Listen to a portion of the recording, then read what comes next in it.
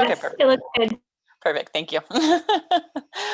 So thank you all for joining us. This is Research Development Opportunity Kickoff. This is a standard series of a standard event that we host out of Research Development, and it's to let people know about an opportunity that is coming down the pike or has been released. And in this case, you're here to learn more about the NIH Nutrition Precision Health Program. And this is pre-solicitation, so yay for getting in front of something. We're very happy to have you join us just to learn a little bit more. There's no pressure to apply for this program. It's more socializing the opportunities, the solicitations, and then having a discussion. And to that point, here's our agenda. So I'm part of the welcome. The program background will be led by Rachel Levinson if she joins us in a moment, and then Keith Aspinall, and then I'll go over the funding opportunities briefly. And then at the end, we have some ASU leadership who will hopefully lead us on a very lively discussion, again, recognizing that it's Friday afternoon, in terms of collaborating in response to this opportunity. So the objectives for today are really quite simple. We just want to introduce the program. We want to create connections for those of you who are in attendance and those of you who are watching the recording to advance your collaborations on campus or nationally. And we want to spur the conversation for next steps. And what that means is, can you have an email conversation or a Zoom conversation subsequent to this to talk about positioning and perhaps pursuit or as a lead or a partner in any of the solicitations that we're going to review. We do have a representation from Mayo Clinic here today, and I want to give them a recognition for attending one of these events. And so it's a great opportunity to learn more about Mayo as well. So our speakers for today, and just we'll go in that order, just so you know. And starting with program background, if Rachel is online, she can lead us through this, but I'm not sure she is, so we might come back to this. Is Rachel on?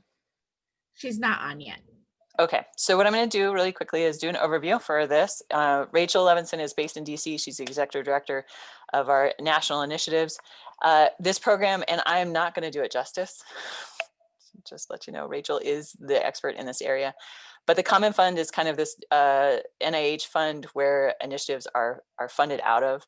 And just briefly, again, we'll go back to this, and the slides will be available after this event, that it was the Nutrition Research Office was actually moved into, just recently announced, in fact, in December, it was moved into a higher level of the NIH.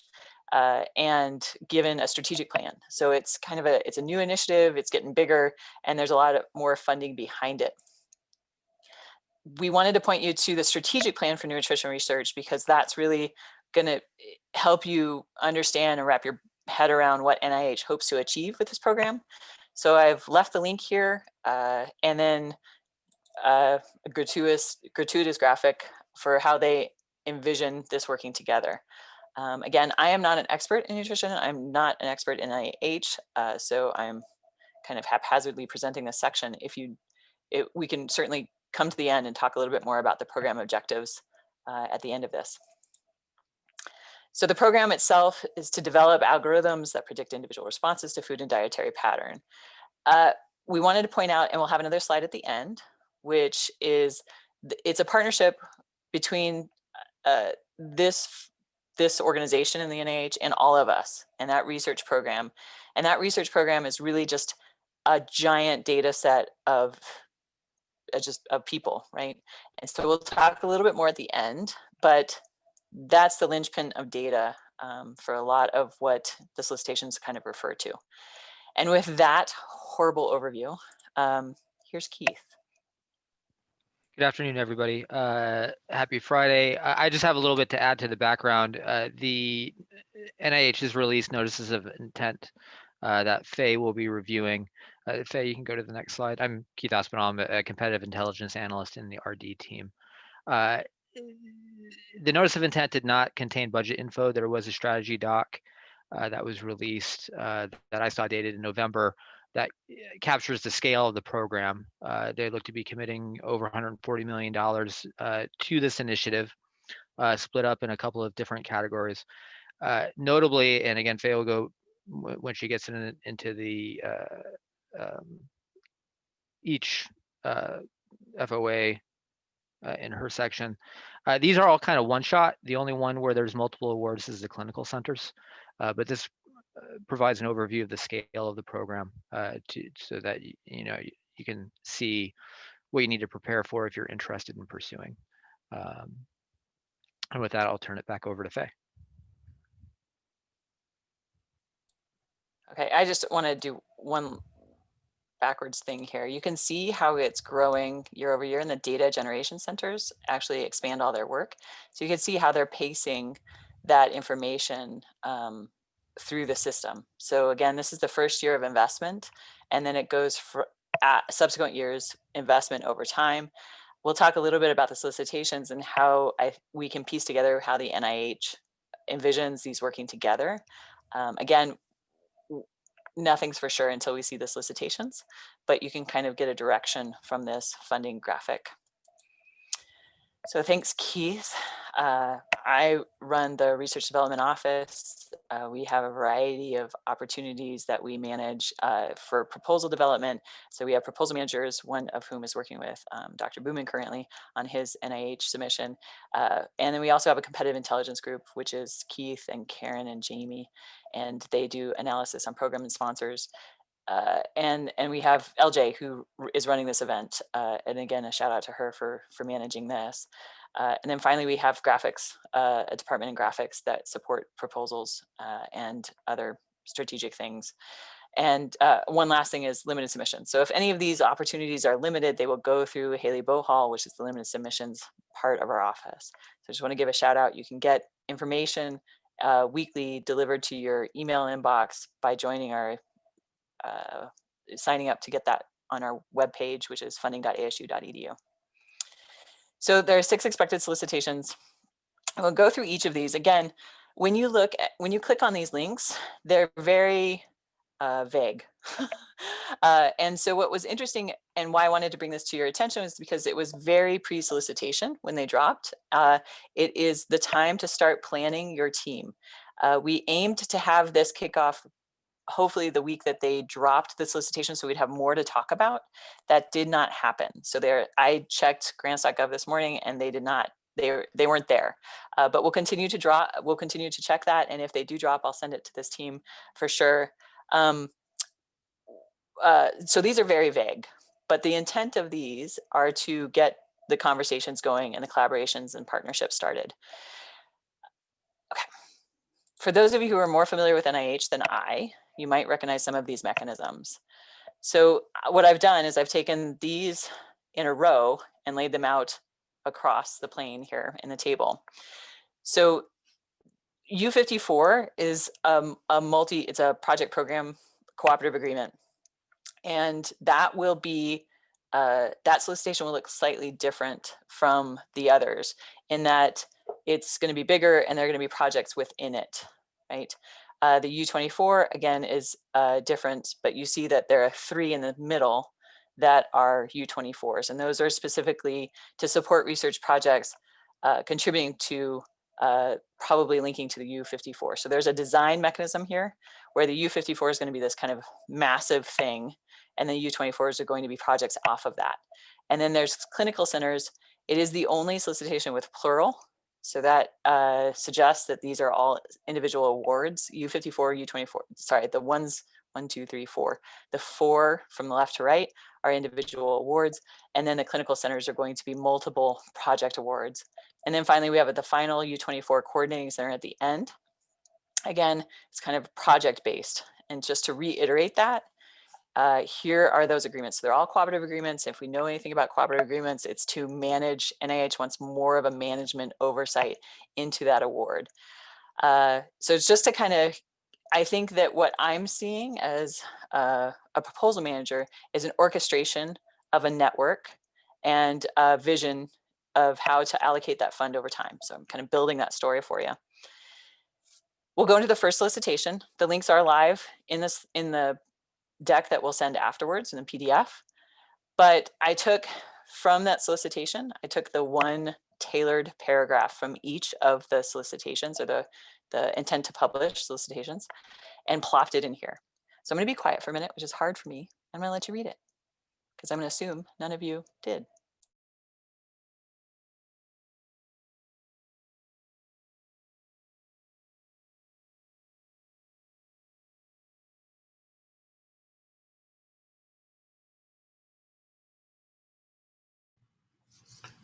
Talk about broad solicitation. You were right.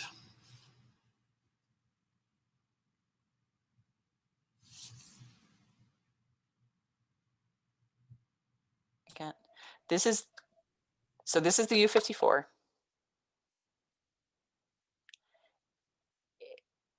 I think we're all, and we'll go into this in the collaboration, but I want you to think about how big of a thing this is, right? And so when we talk about collaboration and partnership, and all we have to go on is this paragraph, it suggests to me that you can come up with a very dynamic team. You can start thinking through how you want to put those pieces together. And then when the solicitation comes down, reorganize so that the lead, PI, institution, network lead, reflects what the solicitation really wants. But this gives you the components. Okay, I'll stop. So Faye, can you just Sure. confirm, are they only funding one of these? It suggests that that might be the case, but I don't know until the solicitation comes out.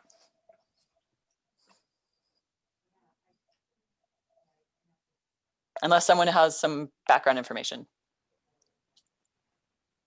I'll just add, from my reading, the background that I did, the language indicated everything but the clinical centers was a single, but obviously that's not firm yet because the solicitations are not. But the way the language is written indicates that it's a single center. And that shouldn't exclude the people who are in attendance from thinking broad national network. Okay, so we might have pieces of this that then form capacity or capability that can be easily plugged into a national, if someone else out there knows of someone who's pursuing this, then an ASU Mayo team can be offered to them. Okay, next one. Okay, I'll stop. It's hard for me to be quiet.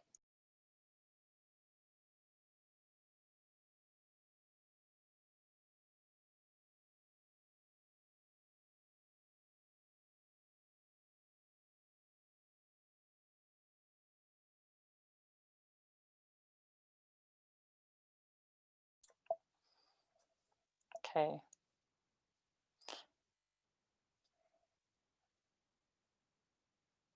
Any reflection on that one? I know we're going to talk a little bit. This is metabolomics, which is different from the next one, which is the microbiome. And I know we have some microbiome representatives here too.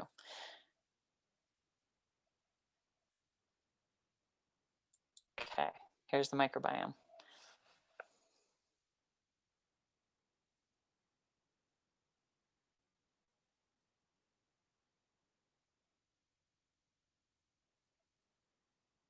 So hopefully you're seeing how each of these is a project within that U54.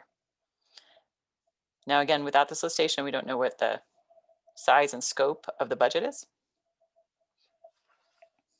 So this suggests that they're going to be stool specimens collected through the clinical centers and sent to this one. So looks like these centers are also infrastructure for the entire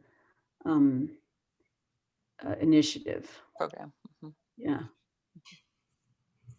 Faye, you mentioned something that I just didn't quite get. So you just said that these may be projects within the U54. Is this the U? Okay. Yeah, Go ahead. I use that word wrong. All right. Because when you look at program projects for the U54, that's inaccurate language, and I apologize. I think it's a hub spoke model. Okay. That makes sense. I apologize for that.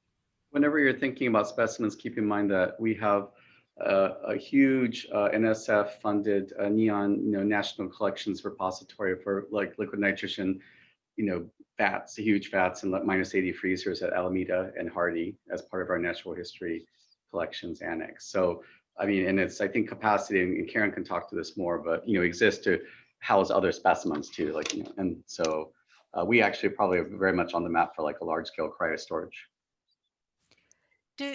Perhaps Alex, is part of the all of us is there stool collect? So, sorry, you interrupt. Your feed is interrupting. I think you're asking, is the stool collection with all of us? Yeah, that is the question. Did all of us include not? No, I am not 100% sure. I did not think that was the case, but it may be. So I will double check on that. As you know, Mayo is the site for all samples, and they come from the all of us. And Steve Thibodeau is the PI. I was actually hoping to get him here on the call today, but he could not. And so I'll double check with him on that. Alex, I don't want to be sure, this is Eliana De Filippis, but in speaking with the Steve within the biobank and then all of us, I don't recall him ever mentioning stool. And even when we toured the site up in Rochester, there was not really pointing to us what that would be eventually, manipulated, stored, or anything. So I'm almost positive that's not. Yeah, and that's why I also thought I have never heard him talk about this, but I don't think that's actually a big deal because it sounds like all the studies that we propose within these mechanisms, including metabolomics, microbiome, all of this, there's going to be measurements, or at least sounds like encouragement to do the measurements, which would mean either to enroll those that have already enrolled into all of us, which would be, I think, exceedingly difficult, or working with populations where these centers get funded, which is going to be a different population. I think it's just going to leverage the data from all of us. That's my understanding. This is Doina. Oh, I have a question. I don't know if Faye or someone would know. So, I mean, it sounds like this would be the core that would measure the microbiome from any of the other nutrition projects. But does that mean that we can't put a microbiome component in one of the other projects? So what if ASU goes for one of the clinical nutrition centers? Can we not put, like, we'll do the microbiome internally, and do they have to propose to send the samples to this core? I can answer that question. NIH hosted a precision nutrition workshop, and one of the sessions talked about these calls. And so all of the awardees of a clinical center will all have to go and meet together and agree upon 3 dietary protocols that will be used as interventions. And then all sample collection, processing, handling, and analyses will be identical across the centers and be run through these other core centers. So microbiome will be collected at every clinical center in the method that is created in agreement with all the centers. Thank you, Corey. That's very helpful. Mm-hmm. Yes, this is Doina. And I specifically asked in that meeting, regarding the dietary data they will use, what questionnaire they will use to collect the information on diet, and they are talking about, oh yes, the 20. Yes, that I was the person that asked that question, because we were talking here with Alex about assigning this to the projects. So it appears that the NIH is going for this free questionnaire they developed at the National Institute of Health and the Cancer Institute. So that's good, because we can use it too if we need to employ it in any of our projects. And then, there is the microbiome project, if you heard about it. So I'm not sure, the microbiome project, they are talking about these centers who are experts in microbiome. So I guess there are already some people that have some kind of saying in that domain, some centers in United States. So we'll pause on that because it is a really good question, but let's put it at the end. So I love the conversation, but I think that we probably can do a conversation at the end with what do we know is nationally and what do we know is Arizona expertise or Rochester, Mayo expertise. Maybe, sorry, maybe I can link this one question for Corey regarding the previous comment. So is there, if this is going to be a model where clinical centers are agreeing on 3 different interventions or whatever it is, and then all these other centers, including, microbiome and so on, are analyzing, did they talk about anything in terms of how this initial setup is going to be put together? How those interventions are going to be decided on? Is this something that's outside of the scope of all these grants or as part of the consortium? So it sounded like they just sort of are really curious what people will come up with, and whoever's awarded, regardless of what they write in their proposal, it doesn't mean that those specific interventions would actually be followed. So they're going to actually host a big meeting and invite all of the awardees to NIH, and there'll be, I guess, a lot of workshopping and talking through the rationale for why certain diets would be picked. And so kind of making the case for probably what you proposed, but in the end, it will be agreed on by every center. Okay. And I'm guessing that is probably how it's going to work, because some of you are familiar with the motor pack, which is something similar to this, but on the physical activity side. And that's exactly how they determine the physical activity interventions was exactly that way. You propose some ideas, and then whoever got funded then all came together and they made their decisions. One other thing about the clinical centers and the use of ASA 24, that will be the primary method of data collection, but they also want every clinical center to propose one novel method of dietary assessment, because it's a very difficult thing to actually capture. It's not so accurate. So that's kind of cool, and ASU does a lot of innovative things with apps and other data collection methods. And so I think there could be something there that we could really bolster. I missed that, Corey. Is that part of the clinical centers you're describing? Mm-hmm. Yeah, Okay. From what I understood, that they would ask each clinical center to basically suggest what they would do, and then those will also be picked across all the centers. So, hi, this is Natasha. So I think that's allocated for the dietary assessment center. So I don't think that the clinical center is expected to come up with the innovative dietary assessment methods, but that's the aim for the dietary assessment. I think the clinical center is actually just patient recruitment. To collect, to conduct the module 1, module 2, module 3 dietary interventions. I may have misunderstood. Either way, I think we have to wait for solicitation regardless. So, but what I hear shaping up is strategy. My favorite word. Okay, so I love this, that you guys know way more about this than I do, which is fantastic. So the last one is the Research Coordinating Center. And that's obviously the brains behind and the working of the hub and spoke, right? So this is the wheel that will push everything around. And it's really just general coordination. So I'll stop and let you read, because there might be people in the audience who are interested in doing this.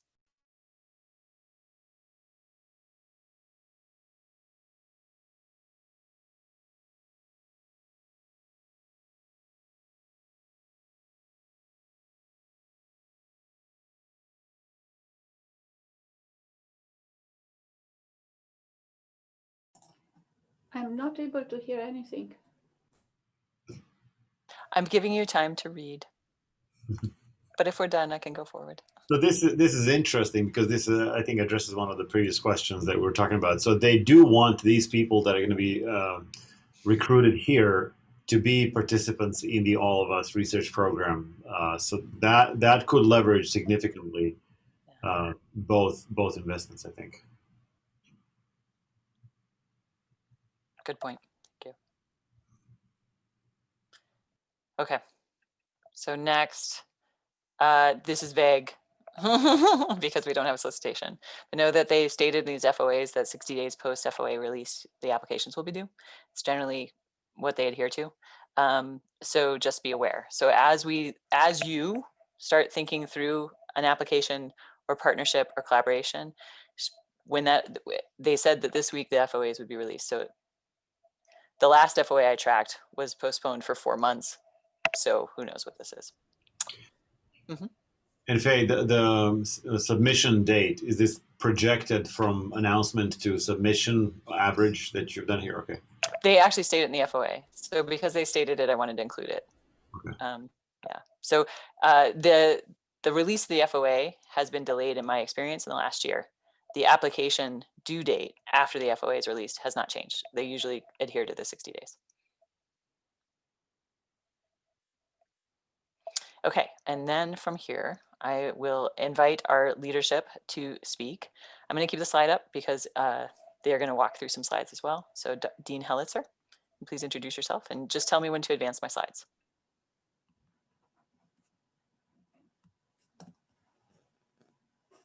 Okie dokie. So thank you very much. What I thought I would do is just for those of you who don't know anything about the College of Health Solutions, just give you like 2 slides on who we are and what we are, and then we can move on to what I think, or what our faculty think is our capacity. So this first one is what we call our grand challenges. And this is we believe that we're an engine to translate health research and discovery into practice.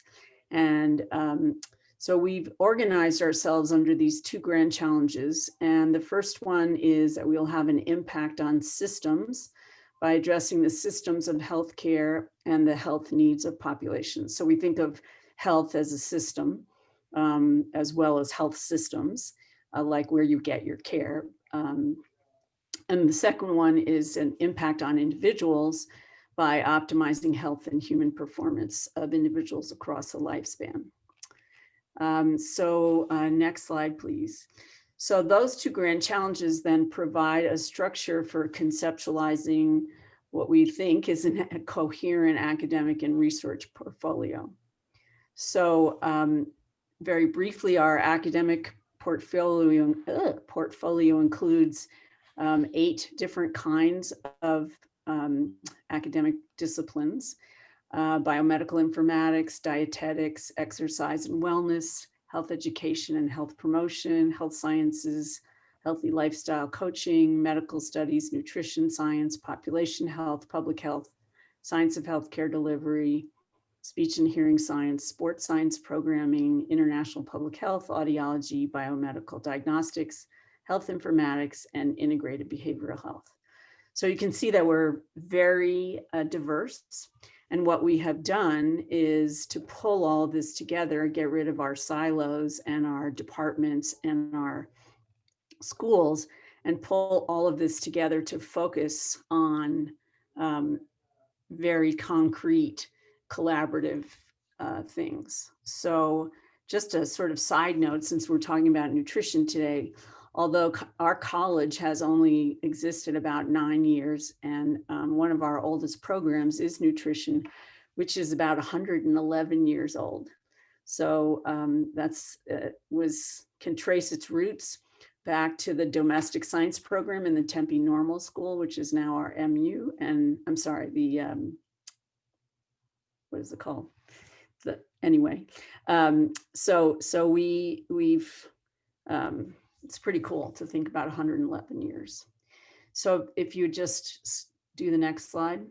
So we have these 4 focus areas that we are trying to really build.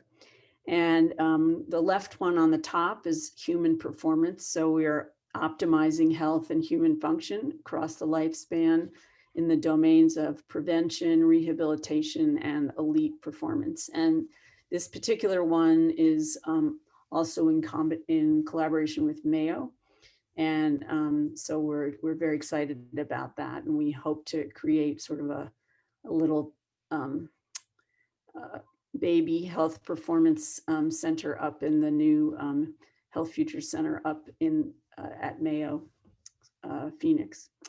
The next one on the right top is precision health. And of course, what we're talking about today fits into that, but we are broader than nutrition And we are focused really on a broad set of biological, social, behavioral, and environmental determinants of health. And then clinical and translational science. So we are really moving bench-side discoveries into clinical interventions that impact individual and population health outcomes. And finally, on the bottom left, this idea of improving health systems and policies that are essential for healthy populations. So with that sort of focus in mind, then I'm going to, next slide, please, go through very big, broad, yeah. I only have the, is this the slide you want? Oh, I can't really see well. It's Oh, a sorry. slide of the, it's a slide of the list of Solicitations. yeah. Yes, that's what I got. You're good. Okay. All right. So from the first one, we have one of our faculty who's here today, Valentin Dinu. He has expertise in bioinformatics relevant to this project, including data mining, machine learning, artificial intelligence, and I'm not going to read them all. But he is very much involved with genomic variant data and DNA methylation. So we could contribute to this one. To the next one, Valentin and Highway Gu, who study metabolomics, and Highway is located in the New Wexford building, and he works looking at, for example, the beneficial effects of a low glycemic, low dietary pattern. And so he could contribute to that one. The microbiome, I think that probably Rosa's center is, could be the lead on this, but we have, like Corey, people doing microbiome work. So I think that we could contribute to that. The Dietary Assessment Center, Xu Wang, who's a brand new recruit for us, we're very excited, and she could analyze some nutrients in diets in human blood. And her team has developed transdermal patches that have a potential for sensing nutrition status and delivering required nutrients simultaneously. Natasha Tesbeska, who also spoke just earlier, she has expertise and experience relevant to this in her background in human nutrition and nutritional epidemiology, in the development of dietary biomarkers and the application of dietary biomarkers for validation.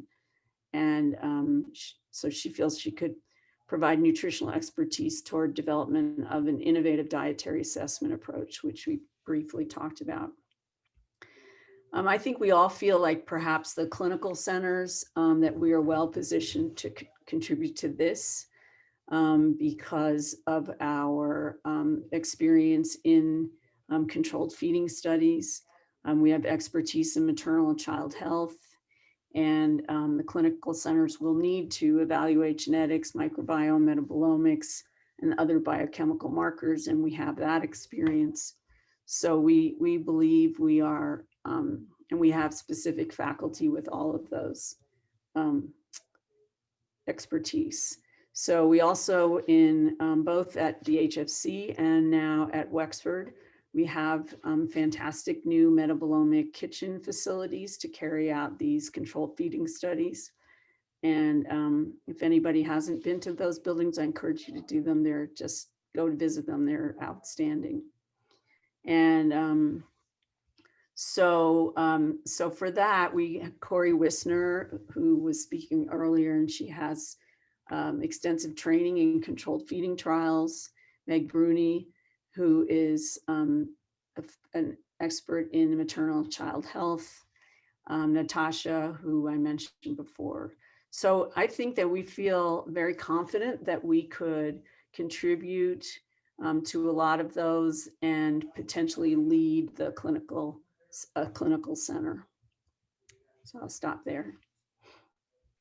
Okay, for those of you here, I'll send out the names with the profiles of everybody who's mentioned and those who were in attendance to those who get a follow-up email with this recording. And with that, thank you, Dean Hellitzer. Dr. Anderson, are you ready? I don't know. All right, I am. Thank you so much for the introduce a couple of the people really call that have relevant keys. Dr. Anderson, you're kind of going in and out. I'm not sure. Hopefully you can hear this. Yeah, it's my No, it's not good. coming in and out a little Yeah. bit. So hopefully you can hear this. I'm going to flip through of slides. A couple of them. One is, as you know, the recommendations is there were some comments about the If I, in and out. I may suggest I'm going to send her a phone number to dial into. So if you just hang on a second on that. I don't know Well, actually, tell you what, I'll give it a 2-minute thing, and then hopefully this will. Karen, your mute button is going in and out every like second. Not sure why. Yeah, I don't know why either. We'll see. Dr. Garcia, on to the rest of us who the biodesign. He is on this call. Is somebody he's in this setting, and the next one is Rosie Kromalczyk Brown, who is a center director. There are two real amazing experts in microbiome research, and so can you this, and I just wanted to bring those people opportunity also to talk about where they're in the RFAs. Last but not least, I think we've got Forrest, who is also director over at Biodesign, Security and Society. He's expert into these calls, and this is really a meet for several of them on the call. These projects. That's all I wanted to say. Thank you. Karen, maybe because it was cutting in and out so much, can we just go back 3 slides and maybe have Fran talk briefly about his center and then Rosie talk about hers, because we'd hate to not have people know what they're doing. It's fine. Yeah. Thank you, though, Dr. Anderson. Garcia Fischel, is Sure. he here? Yeah.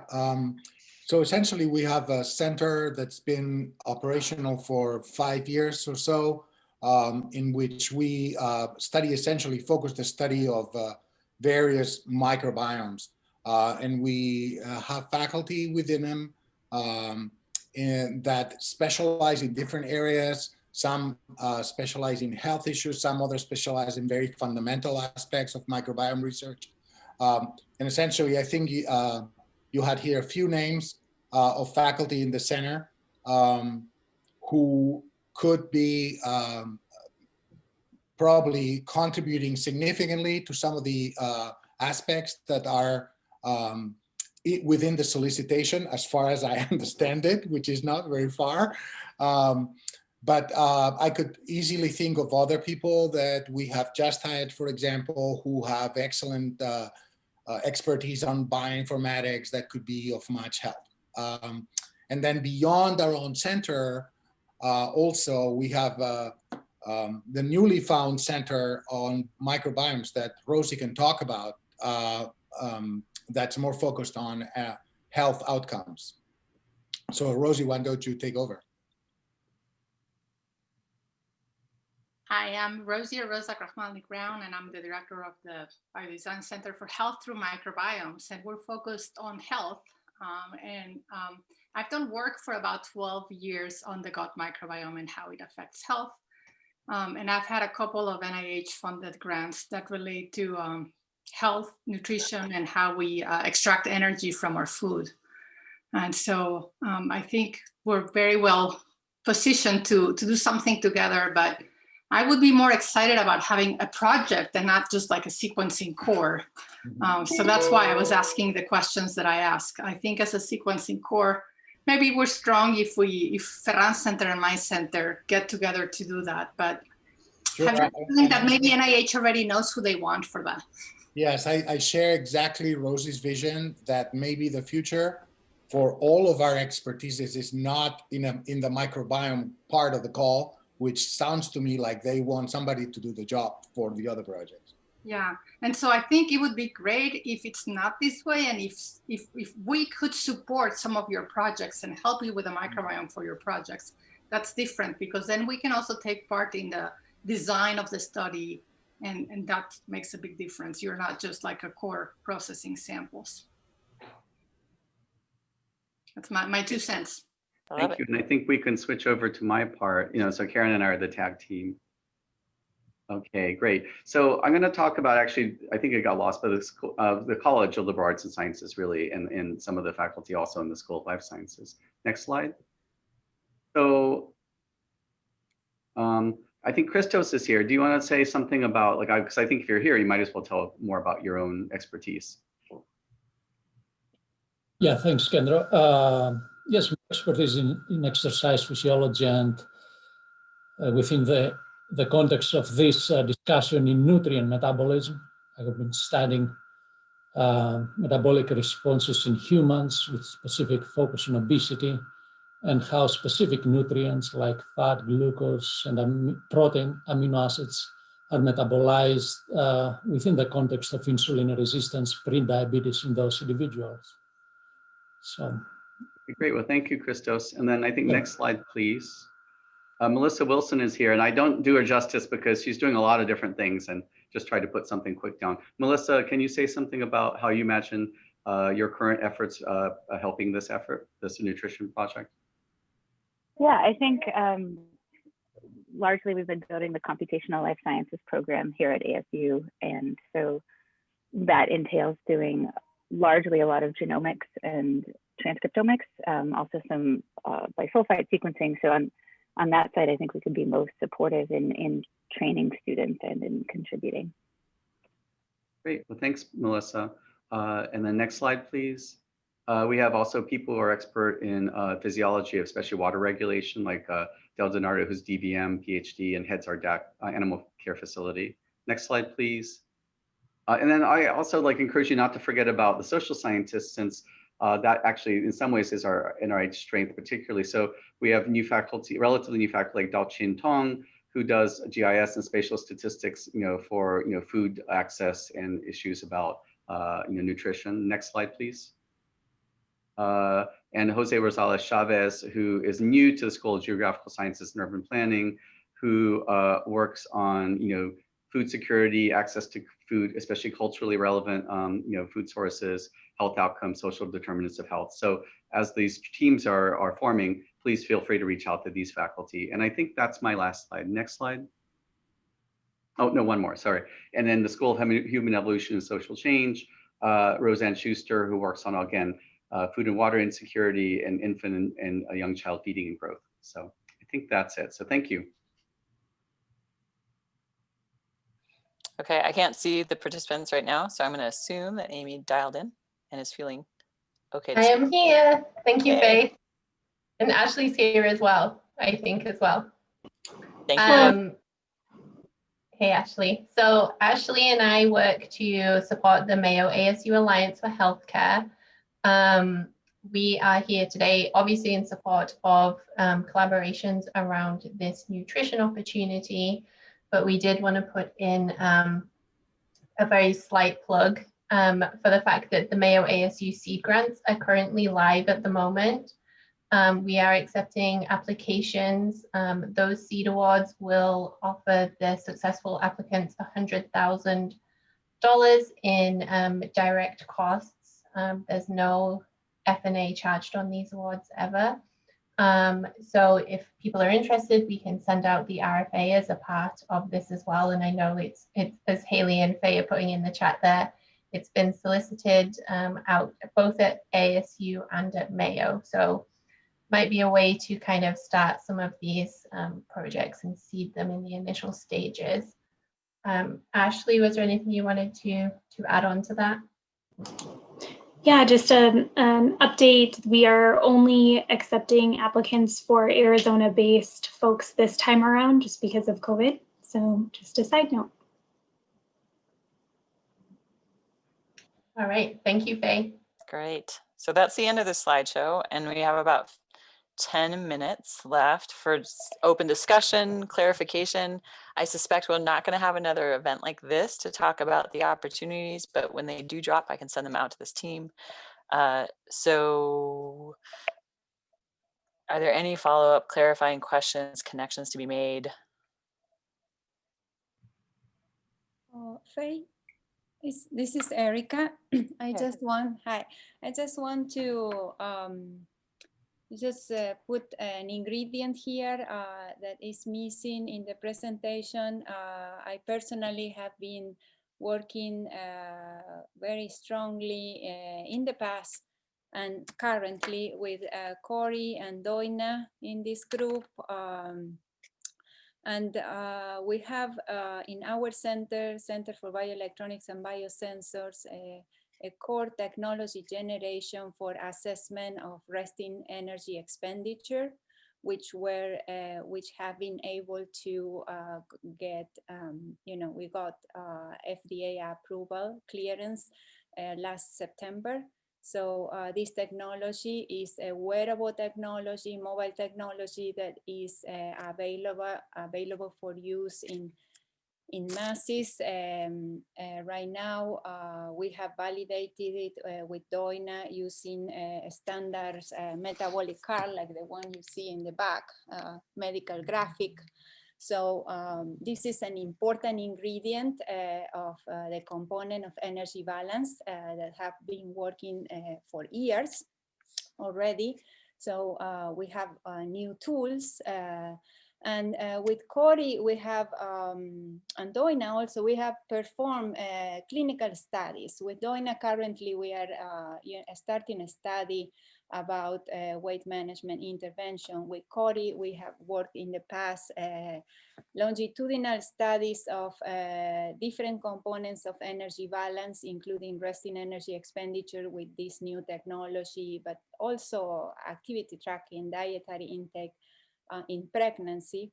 And we've been able to take the data we collected retrospectively and take it to AI experts. And we recently published a paper on prediction of changes of metabolic rate. So I think I just want to emphasize this component because I think it will be important to consider it for the dietary assessment or the new ways. You know, we have dietary assessment. So Erica, I appreciate it. I think that we only have a few minutes left, and I just saw that Rachel joined, but I took your note and I will put it into the email that goes out to everybody. But I appreciate I didn't see you there, and I'm glad to see you now. So I know Rachel, I'm sure there was a timing snafu. I muddled through your slides for you. So I just wanted to see if you had any follow-up.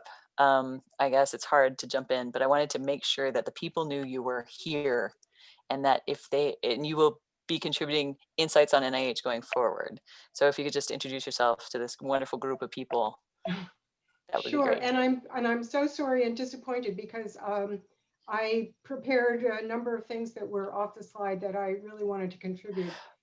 In just maybe 1.5 minutes, what I'd really like to emphasize is the importance of looking at the All of Us research program inputs, because this program, the Precision Nutrition Research Program, will really be the first use of that Common Fund program, All of Us.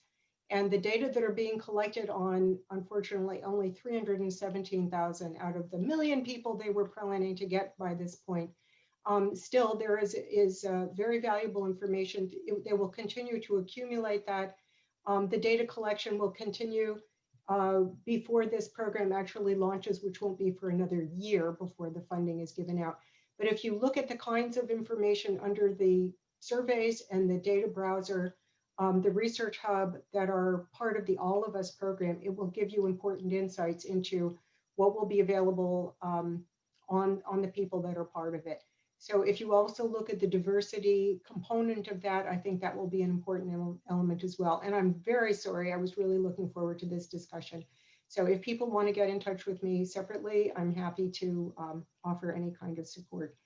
And also, you know that the announcement is not yet out, but the budget numbers are pretty good for NIH going forward.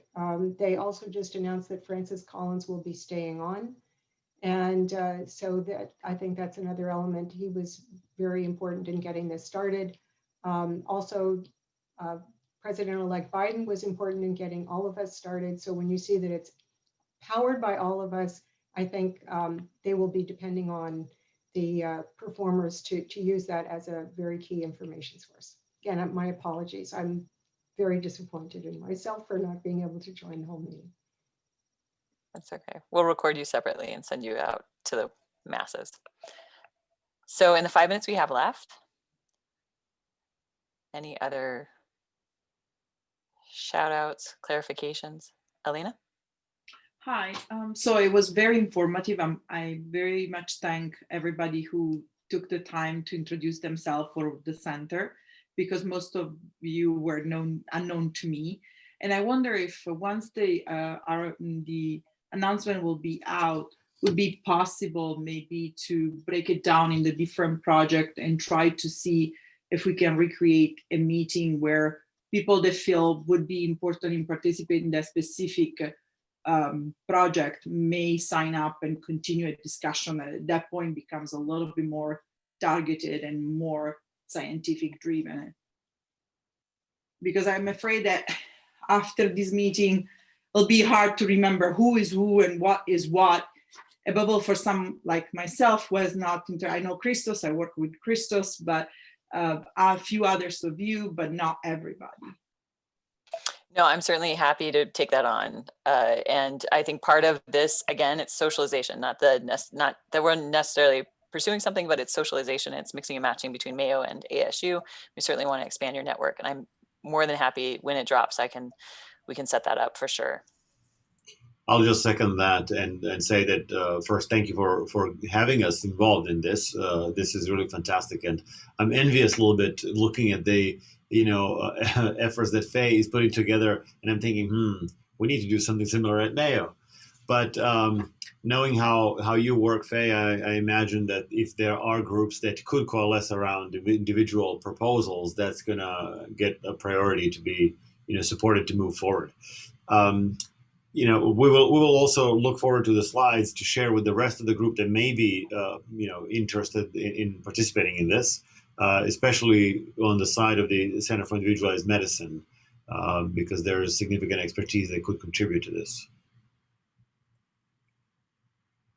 Thank you. And for those of you who don't know, that's the Mayo voice. I think there are a few other Mayos on here too.